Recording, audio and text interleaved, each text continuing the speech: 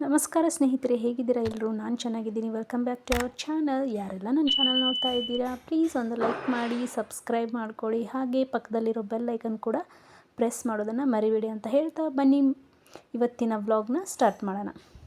ಸ್ನೇಹಿತರೆ, ಇವತ್ತಿನ ವ್ಲಾಗಲ್ಲಿ ಬಂದುಬಿಟ್ಟು ನಾನು ಮೊಟ್ಟೆ ಸಾಂಬಾರು ಹೇಗೆ ಮಾಡೋದಂತ ಹೇಳ್ಕೊಡ್ತಾ ಇದ್ದೀನಿ. ಸಿಂಪಲ್ಲಾಗಿ ಮಾಡ್ಕೋಬೋದು.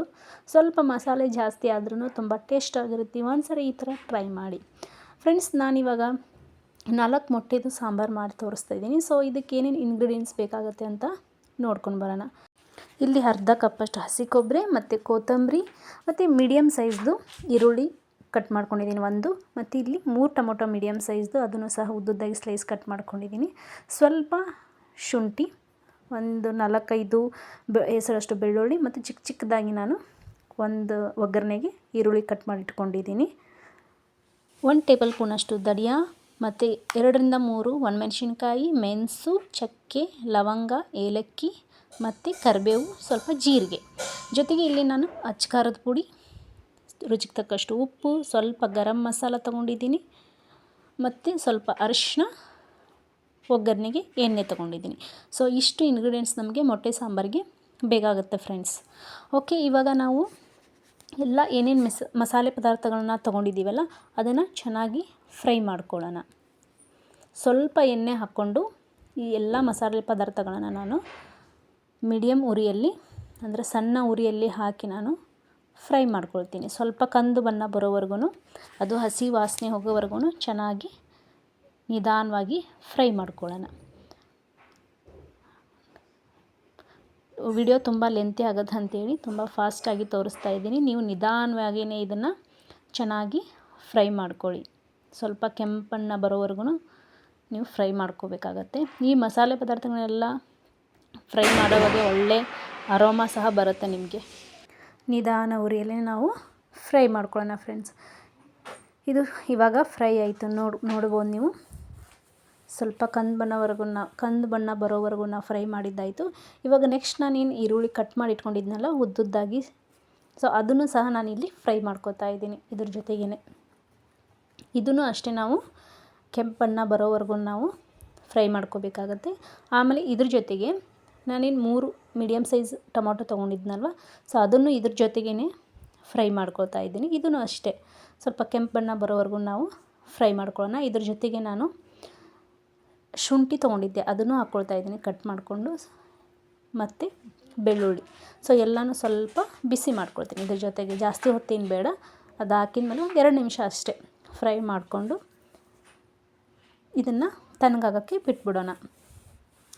ಇಲ್ಲಿ ನಾವು ಒಂದು ಮಿಕ್ಸರ್ ಜಾರ್ಗೆ ಹಸಿ ಕೊಬ್ಬರಿ ತೊಗೊಂಡಿದ್ದಲ್ಲ ಅದನ್ನು, ಮತ್ತು ಕೊತ್ತಂಬರಿ, ಇದ್ರ ಜೊತೆಗೆ ಇವಾಗ ಅದು ಮಸಾಲೆ ಎಲ್ಲ ತಣ್ಣಗಾಗಿದೆ ಫ್ರೈ ಮಾಡಿರೋದು. ಇವಾಗ ಮಿಕ್ಸಿ ಜಾರಿಗೆ ಇದನ್ನು ಸಹ ನಾವು ಆ್ಯಡ್ ಮಾಡ್ಕೊಳ್ಳೋಣ. ಮತ್ತು ಇದಕ್ಕೆ ನಾನು ಸ್ವಲ್ಪ ಉಪ್ಪನ್ನ ಈ ಹಂತದಲ್ಲೇ ಹಾಕ್ಕೊಳ್ತಾ ಇದ್ದೀನಿ ಮಸಾಲೆಗೆ, ಮತ್ತು ಅಚ್ಕಾರದ ಪುಡಿ. ಇವಾಗ ಇದನ್ನೆಲ್ಲನೂ ಮಿಕ್ಸರ್ ಮಾಡ್ಕೊಂಡು ಬರೋಣ ಫ್ರೆಂಡ್ಸ್.